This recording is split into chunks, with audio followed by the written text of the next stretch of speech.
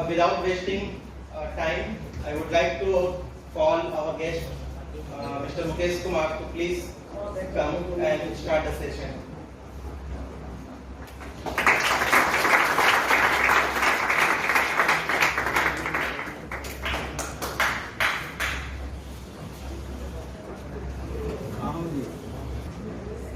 I remember 2005. I remember 2005 जब मैंने इस कॉलेज में एडमिशन के लिए कागज उठाया।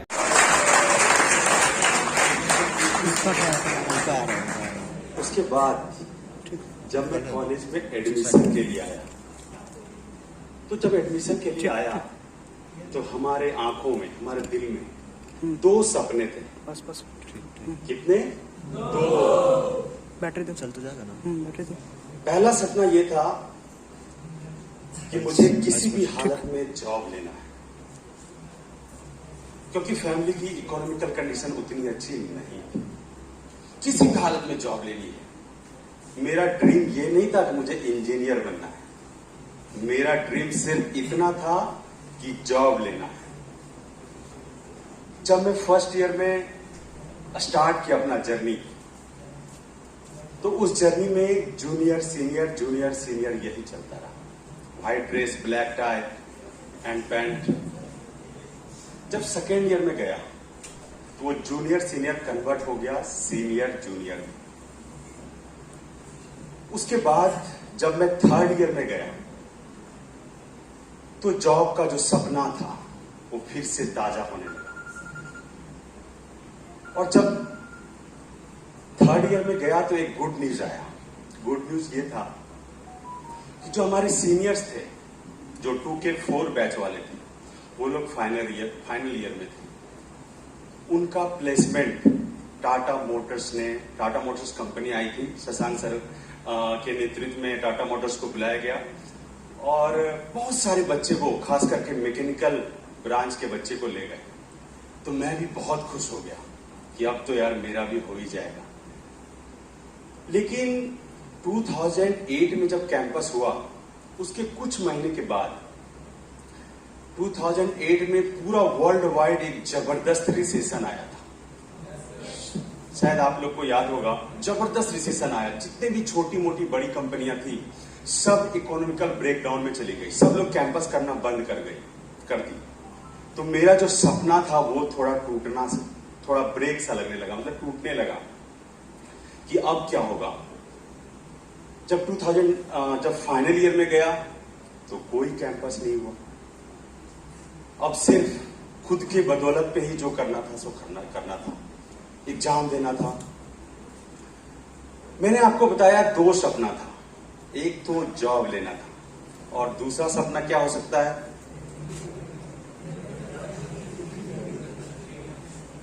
दूसरा सपना गर्लफ्रेंड का।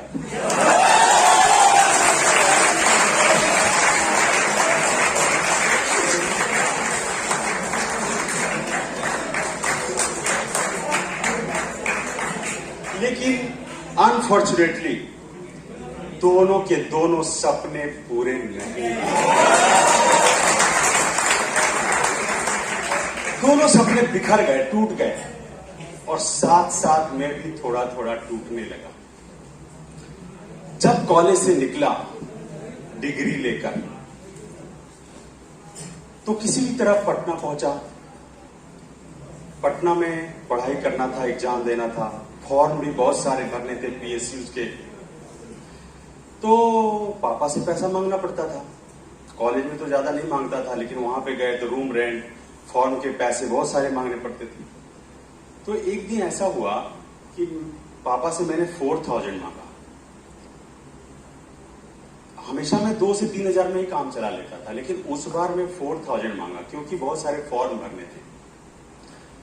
जब 4000 मांगा तो पापा तो दे दिए, थोड़ा तो कष्ट उनको हुआ ही, पापा तो दे दिए।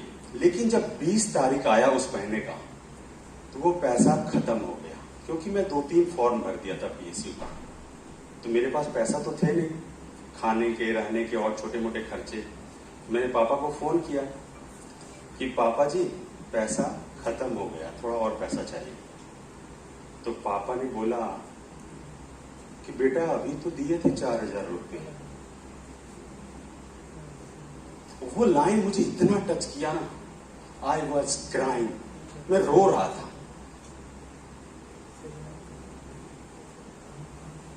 लेकिन फिर समय के साथ सब कुछ बदलता है। फिर एक वक्त ऐसा आया, दिसंबर 2009, जब डीवीसी का रिजल्ट आया और उसमें मेरा सिलेक्शन हो गया।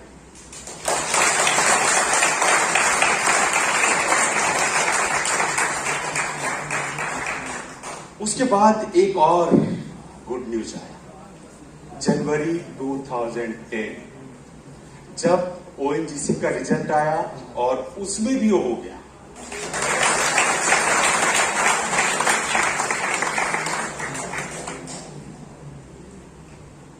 तो ये स्टोरी सुनाने का मेरा मकसद यह है कि यदि आप अपने कॉलेज लाइफ में पढ़ाई करते हो और आपके अंदर थोड़ा सा पेशेंस लेवल है, थोड़ा सा 100 ग्राम चलेगा, यदि दोनों का कॉम्बिनेशन है, यदि आप कॉलेज में पढ़ाई करते हो और आपके अंदर थोड़ा पेशेंस है, तो आपको आपकी जिंदगी में कोई भी नहीं रोक सकता है आपके सपने को पूरा होने में।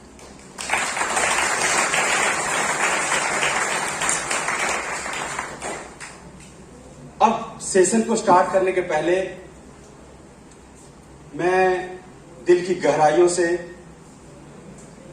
Principal ma'am, doctor respected doctor Pushpalata ma'am का इस सेमिनार को परमिशन देने के लिए, और ये सेमिनार में लास्ट एक साल पहले भी किया था जून में,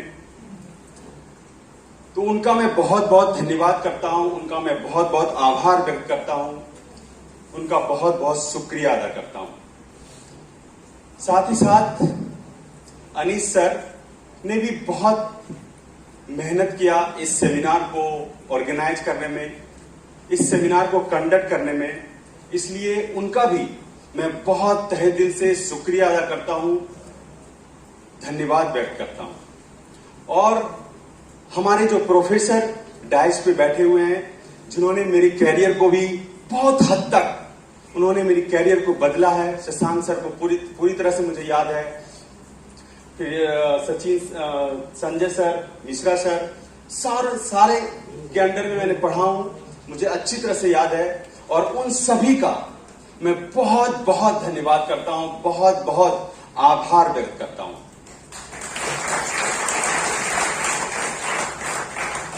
इसके साथ साथ हमारे बैचमेट जो हमारे साथ पढ़ाई किए, मिस्टर अंशुल, शायद आप लोग जानते होंगे, उनका भी बहुत बहुत धन्यवाद व्यक्त करता हूं, बहुत बहुत शुक्रिया अदा करता हूं कि उन्होंने मुझे वेलकम किया, सारा ऑर्गेनाइज में हेल्प किया और ये प्रोग्राम को इस मोमेंट तक लाने में उनका बहुत योगदान है।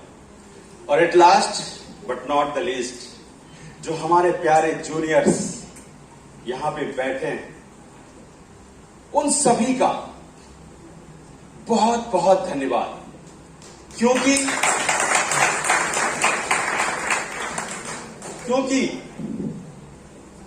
यहां पे आने का मकसद, यहां पे जो आने का आपकी इच्छा दिखाई, यहां पे आने का जो आपने डिजायर शो किया है, वो अपने आप में एक बहुत बड़ा अचीवमेंट है।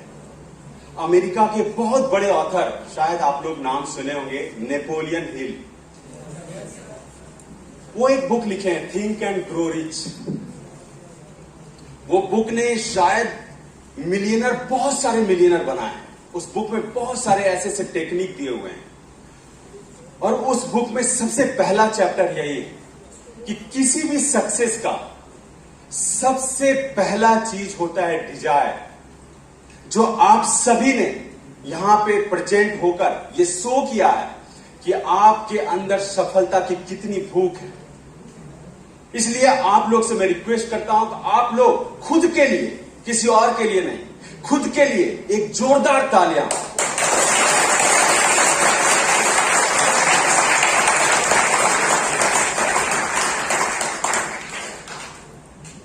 Thank you so much for such A enthusiastic clapping.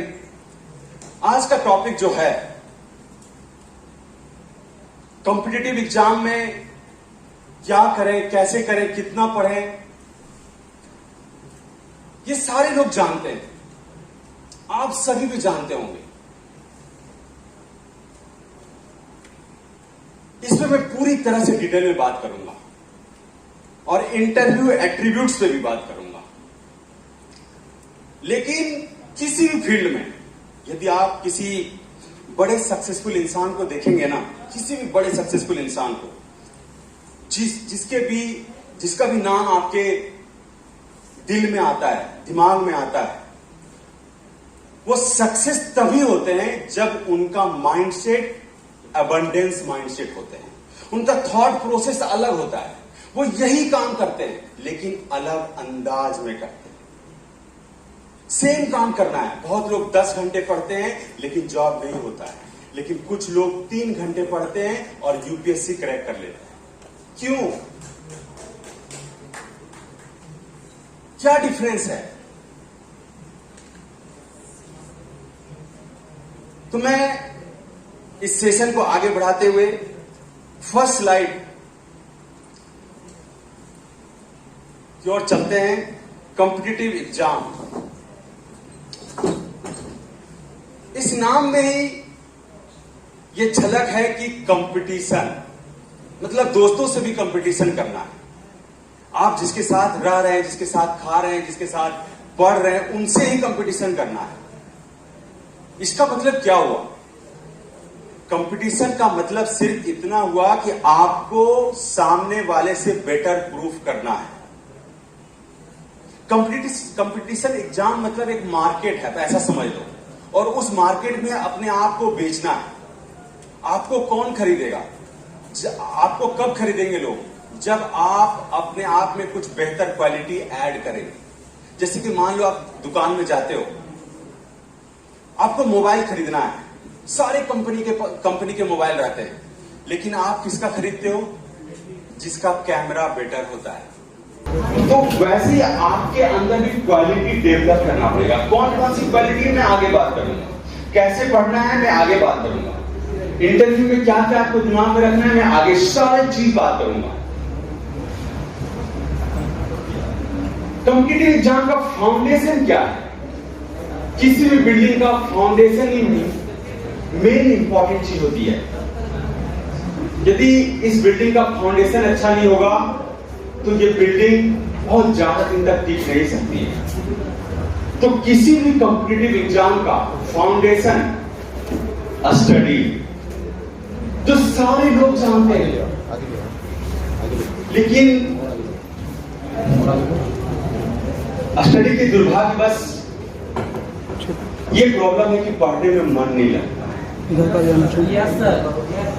थोड़ा इसको तो इसके लिए क्या करना चाहिए?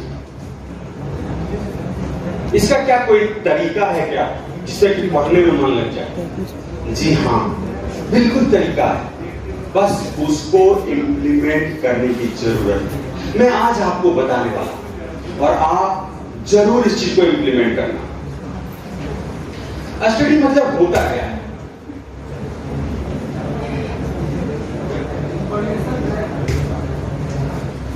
जैसे कि मान लो आपसे मैं पूछूं कि इस इंजीनियरिंग कॉलेज का एस्टेब्लिशमेंट कब हुआ,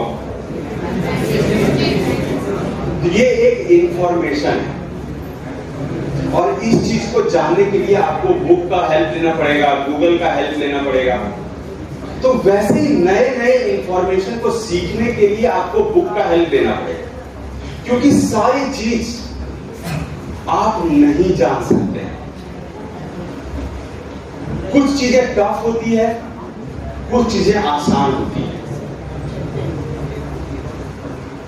तो स्टडी के बाद सबसे इंपॉर्टेंट एक सर्वे किया गया अमेरिका में कि लोग पढ़ते क्यों नहीं, और पढ़ते भी हैं तो कितने घंटे पढ़ते हैं। तो इस सर्वे में ये पता चला कि जो गर्ल्स है, वोमेन्स है, वो 26% ऑफ गर्ल्स 20 आवर्स या थोड़ा बहुत ज्यादा पढ़ाई करती है, और जो बॉयज है वो मात्र 21% ही पढ़ पाते हैं। इसका रीजन तो आपको पता ही है।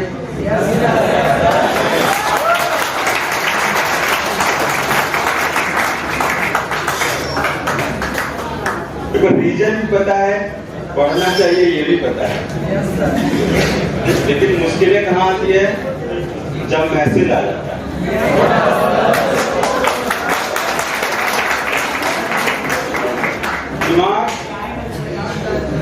दिमाग डाइवर्ट हो जाता है, दिल धड़कने लगता है। तो इसका क्या उपाय है? कुछ उपाय है। आपके सामने एक ऐसे पर्सनालिटी है,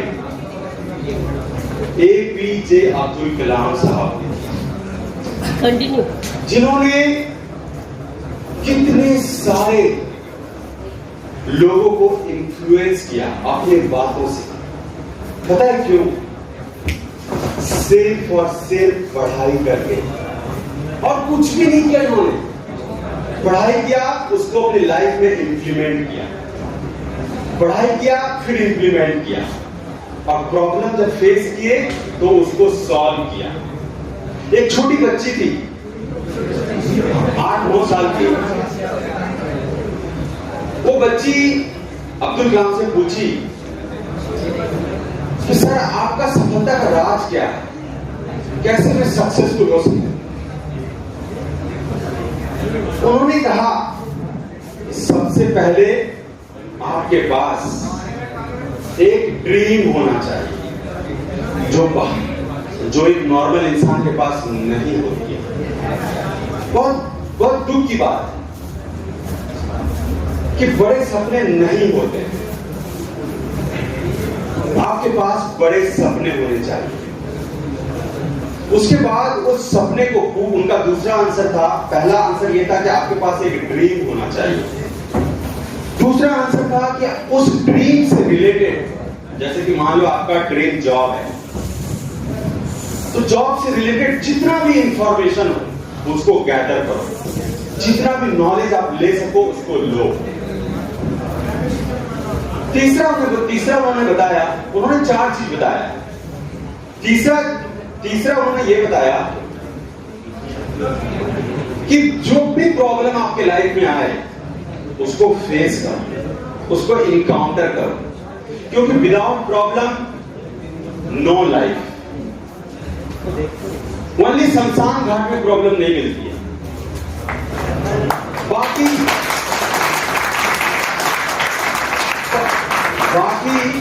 कोई भी इंसान आप ले लो, यहां पे जितने बैठे हैं सब लोग, इंक्लूडिंग मी, सबके लाइफ में कुछ ना कुछ प्रॉब्लम है। जिसके गर्लफ्रेंड है, गर्लफ्रेंड का प्रॉब्लम, जिसको बॉयफ्रेंड है, बॉयफ्रेंड का प्रॉब्लम, जिसको वाइफ है, वाइफ का प्रॉब्लम, जिसको हस्बैंड है, हस्बैंड का प्रॉब्लम, हर एक, जिसका बॉस है, बॉस का प्रॉब्लम, कुछ ना कुछ प्रॉब्लम है ही। और यदि आपके पास प्रॉब्लम नहीं है तो खुद का माइंडसेट प्रॉब्लम है। यदि आपका निगेटिव माइंडसेट है तो खुद आपके माइंड में चलता रहेगा निगेटिव। अब्दुल कलाम साहब ने बहुत कुछ किया सिर्फ स्टडी के लेवल में। आप लोग बैठ जाइए पीछे से।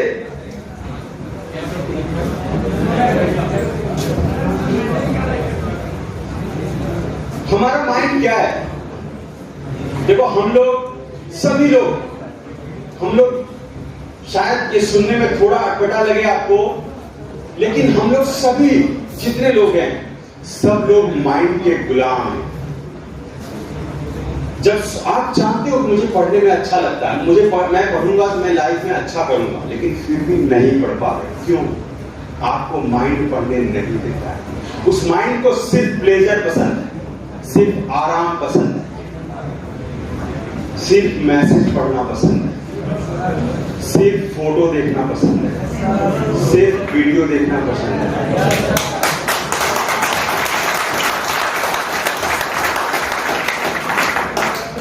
और जब भी पेन की बात आती है, पेन मतलब मान लो आपको मैं बोलूं 5 बजे उठना है, ये पेन है। जब भी मैं आपको बोलूं कि आप 15 आवर पढ़ाई करो, 12 आवर पढ़ाई करो, ये पेन है। तो ऐसा कोई मशीन है क्या जिससे कि ये पेन प्लेजर में कन्वर्ट हो जाए, आपको अच्छा लगने लगे?